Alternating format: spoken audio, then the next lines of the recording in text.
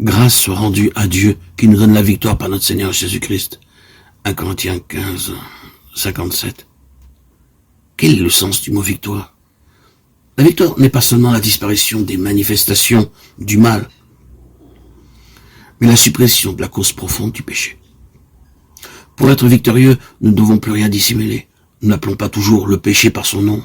Évidemment, nous sommes forcés de reconnaître comme étant des péchés certaines contraventions flagrantes de la loi divine ou humaine. Mais comment appelez-vous les pensées mauvaises, les sentiments coupables qui se cachent dans la profondeur de votre âme? Sont-ce vraiment des péchés? Dieu affirme que oui. Mais si tu veux que la vérité soit au fond du cœur, fais donc pénétrer la sagesse au-dedans de moi. Purifie-moi avec l'hysope et je serai pur. Lave-moi et je serai plus blanc que la neige. Oh, Dieu crée en moi un cœur pur, renouvelle en moi un esprit bien disposé. Psaume 51, 8, 9, 12. Ayant donc de telles promesses, bien-aimés, frères et sœurs en Christ, auditeurs et auditrices, purifions-nous de toute souillure de la chair et de l'esprit en achevant notre sanctification dans la crainte de Dieu. 2 Corinthiens 7, 1.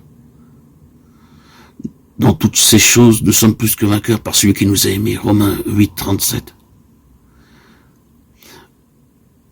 Vous aviez l'habitude de vous mettre en colère? Maintenant, vous savez contrôler extérieurement au moins ces accès de violence. Mais vous éprouvez encore une grande irritation intérieure et du ressentiment. Est-ce la véritable victoire? Quelqu'un vous dit une parole méchante ou injuste. Vous ne répondez rien et apparemment, restez calme. Mais au fond, vous êtes fâché et vous vous dites, j'aimerais bien pouvoir lui dire ce que je pense. Est-ce là la délivrance du péché? Une jeune fille de 16 ans vint à une de nos réunions où nous parlions de la victoire complète sur le péché. Elle vivait avec une tante d'humeur difficile qui la grondait toujours. La jeune fille rentrait souvent très tard du lycée.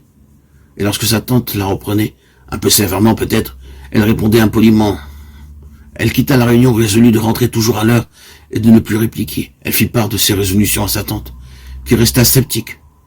Quelques jours après, la jeune fille rentra de nouveau en retard. Sa tante lui dit avec quelque ironie, « Et tes bonnes résolutions ?» La jeune fille ne répondit rien. C'était une belle victoire en vérité, car quelques jours plus tard, la jeune fille m'écrivit ceci. « Maintenant je sais ce que c'est la vraie victoire, car quand ma tante m'a grondé, non seulement je n'ai pas répliqué, mais je n'avais même plus envie de le faire. » Quelqu'un vous a fait un tort, vous ne dites rien, vous ne cherchez pas à vous venger, mais au fond, vous en voulez à cette personne, et s'il lui arrive malheur, vous n'en êtes pas trop fâché. L'esprit qui vous anime est-il celui d'un vrai chrétien?